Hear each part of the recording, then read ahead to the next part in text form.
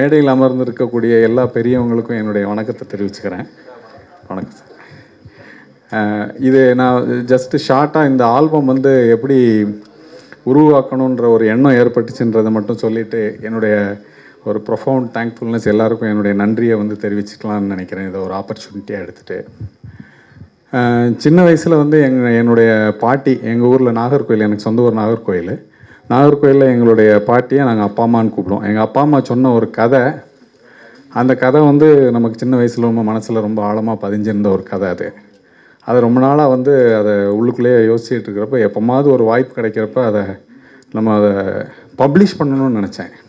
படமாக எடுக்கணும்னு நினச்சதில்ல, பப்ளிஷ் பண்ணணும்னு நினச்சிட்ருக்கிறப்ப அது ஒரு பக்கம் போயிட்டு இருந்தது. அப்போது படித்து டாக்டராகி இப்படி வந்தாச்சு, அந்த வழியில் போக முடியல.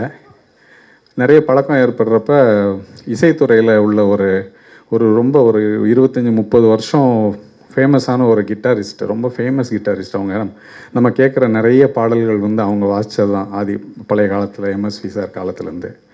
அவங்களுடைய ஒரு நட்பு கிடைக்கிறப்ப அவங்க ஒரு நாள் வந்து ஒரு சின்ன விஷயம் சொன்னாங்க. அதாவது நான் அவங்கள்ட்ட கேட்டேன், இப்படி ஒரு ஆல்மோஸ்ட் 30 இயர்ஸ் வாசிச்சுட்டே இருந்துட்டு எப்படி சார் நீங்கள் ஆல் ஆஃப் அ சடன் ஒரு நாள் சடார்னு டக்குன்னு அப்படியே அப்ரப்டாக நிறுத்திட்டு இன்னையோட நீ வாசிக்கலன்னு போனீங்க, எப்படி நீங்கள் அந்த மாதிரி உங்களால் அப்படி பண்ண முடிஞ்சுது அப்படின்னு நான் கேட்குறப்ப அவர் எனக்கு வந்து ஒரு சின்ன இன்சிடென்ட்ஸ் சொன்னார். அதாவது இப்படி நான் வெளிச்சத்தையே நான் பார்க்க மாட்டேன் டாக்டர். நான் விடிய காலையில் நேராக பிரசாத் ஸ்டுடியோ வெயில் வர்றதுக்கு முன்னாடி போனேன்னா திரும்ப நைட்டு எப்போ நான் வீட்டுக்கு போகிறேன்னு எனக்கு தெரியாது. எனக்கு பகலில் வந்து இங்கே என்ன நடக்குதுன்னு எனக்கு தெரியாது. இப்படியே போச்சு இந்த மாதிரி ஒரு 25-30 இயர்ஸு. திடீர்னு ஒரு நாள் வந்து என்னுடைய ஒய்ஃப் வந்து என்னை கம்பல் பண்ணி ஒரு சொந்தக்காரங்களுடைய கல்யாணத்துக்கு நீங்கள் வந்தே தீரணும்னு சொல்லிட்டா.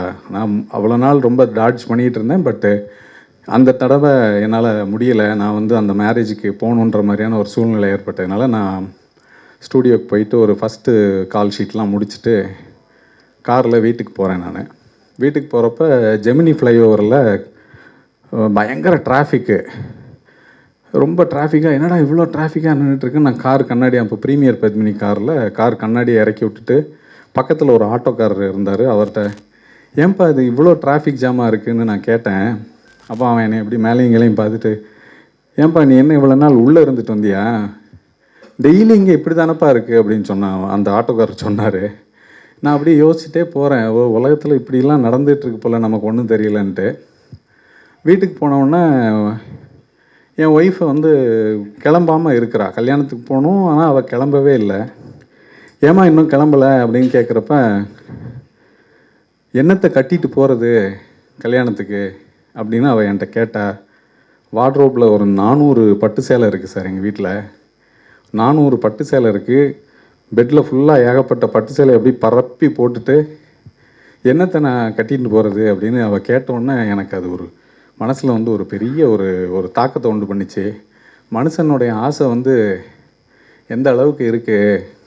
ஆனால் இதில் ஒரு முக்கியமாக நம்ம நோட்டீஸ் பண்ண வேண்டிய விஷயம் என்னென்னா, அவள் சொல்கிறா, ஒய்ஃப் வந்து சொல்கிறா, இந்த சேலையை வந்து இதை கெட்டமா, இது புதுசு தானே, அது ஏற்கனவே ஒரு வாட்டி கட்டியாச்சு, இதை கட்டினா இது ஏற்கனவே 2 தடவை கட்டிட்டேன்ற மாதிரி அவள் சொல்லிகிட்டு இருந்தோடனே அப்போ தான் நான் நினச்சேன், மனுஷனுக்கு வந்து தாங்கிட்ட என்ன இருக்குது அப்படின்றது வந்து அவனுடைய கவலையே கிடையாது.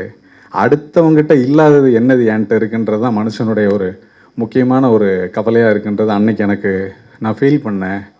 அப்போ முடிவு பண்ணேன், ஓடி சம்பாதிச்சதெல்லாம் போதுண்டா, இதோடு நம்ம நிறுத்திக்கோன்னு சொல்லிவிட்டு நான் அடுத்த நாள்லேருந்து நான் ஸ்டூடியோக்கு போகல டாக்டர்னு அவர் சொன்னார்.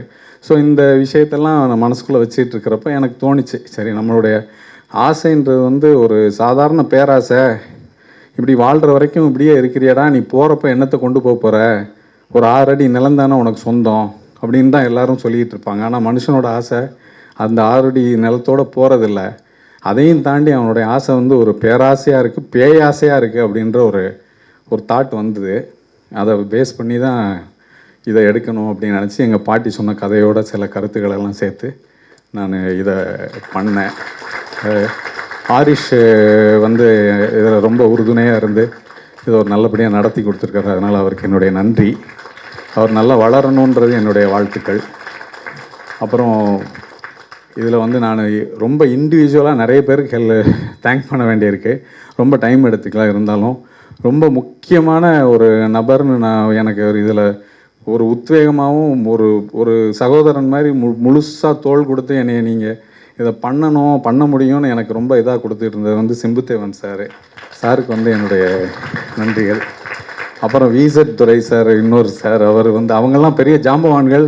என்னைய ஒரு மனுஷனாக மதித்து எனக்கு சில பல ஐடியாக்களெல்லாம் கொடுத்து நான் பண்ணுற விஷயங்களை வந்து என்கரேஜ் பண்ணி அவங்கெல்லாம் வந்து சார்லாம் வந்து அந்த ஷூட்டிங் ஸ்பாட்டுக்கே வந்து ரொம்ப என்கரேஜ்மெண்ட் கொடுத்தாங்க.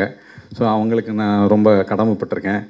மனோஜ் சார் வந்து நான் வந்து கட்டாயம் சொல்லணும். சார் வந்து ஒரு பெரிய லெஜெண்டு. சாரை பற்றி நான் சொல்லி தெரிய வேண்டியதில்லை. பட் சார் வந்து நம்மளை ஒரு சாதாரண ஆளுன்ற மாதிரி சார் யாரையும் நினச்சதா நான் என் வாழ்க்கையில் நான் வந்து பார்த்ததே கிடையாது. சார் கூட பழகின இந்த சில வருடங்களில் வந்து அவர் யாரையுமே வந்து ஒரு சாதாரண ஆளாக அவர் நினச்சதே கிடையாது. அந்த மாதிரியான ஒரு ஜெம் ஆஃப் அ பர்சன் சாருக்கு என்னுடைய நன்றிகள். அப்புறம் வந்து எங்களுடைய அழைப்பை ஏற்று இந்த இதுக்கு வந்திருக்கக்கூடிய எல்லா பெரியவங்களுக்கும் என்னுடைய வணக்கத்தை தெரிவிச்சுக்கிறேன். இவங்க சித்தார் கணேஷ் சார் என்னுடைய அவரும் எனக்கு ஒரு ஆசான் மாதிரி. சார் இப்போ கிளம்பிட்டாங்கன்னு நினைக்கிறேன். ஸோ எல்லாருக்கும் என்னுடைய நன்றி. நான் அழைத்ததை ஏற்றி வந்த என்னுடைய குடும்பம், நண்பர்கள் மற்றும் எல்லாருக்கும் என்னுடைய வணக்கத்தை தெரிவிச்சுக்கிறேன். கடைசியாக வந்து கடைசியில் இது முக்கியமானதாக நான் நன்றி சொல்ல வேண்டியது நம்மளுடைய மீடியா நண்பர்களுக்கு நான் கட்டாயம் நன்றி சொல்லியே ஆகணும். எல்லா மீடியா நண்பர்களுக்கும் என்னுடைய வணக்கத்தை தெரிவிச்சுக்கிறேன். என்னுடைய அழைப்பை ஏற்று வந்த என்னுடைய அண்ணன்கள், கோணங்கி அண்ணன், அவர் வந்து ஒரு மிகப்பெரிய எழுத்தாளர் அவங்க. அப்புறம் முருக பூபதி அண்ணன் வந்திருக்கிறாங்க. அவங்க ஒரு பெரிய நாடக ஜாம்பவானவர். அஸ்வதரன் அண்ணன் குமுதத்திலேருந்து வந்திருக்காங்க. இவர் பாரதி அண்ணன். எல்லா அண்ணன்களுக்கும் என்னுடைய நன்றியை தெரிவிச்சுக்கிறேன்.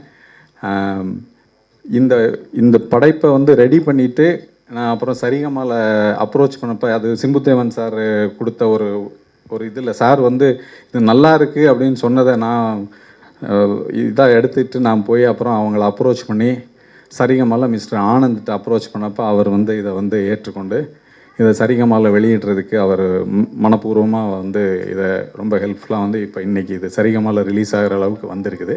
ஸோ சரிகமா டீம் எல்லாருக்கும், ஆனந்த் சாருக்கு எல்லாருக்கும் என்னுடைய நன்றியை தெரிவிச்சுக்கிறேன். எல்லா மீடியா நண்பர்களுக்கும் நன்றி, வணக்கம்.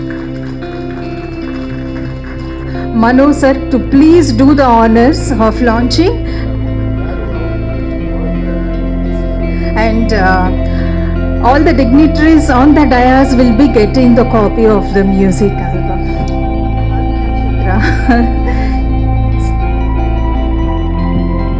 ஒரே நிமிஷம் சார். மனு,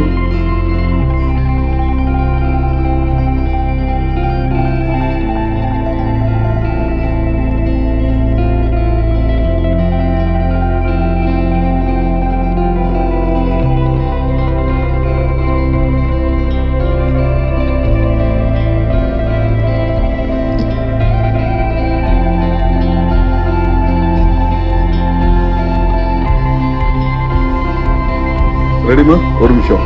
ஃபோட்டோகிராஃபர் நீ உட்காருங்க சார். இதை ஓப்பன் பண்ணி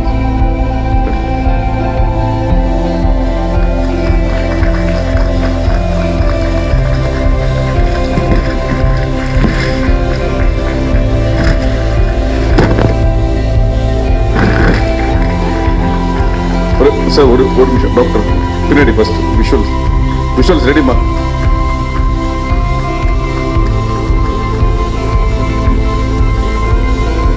விஷுவல்ஸ் ஓகேண்ணா சொல்லுமா? ஓகே, ஒரே நிமிஷம்.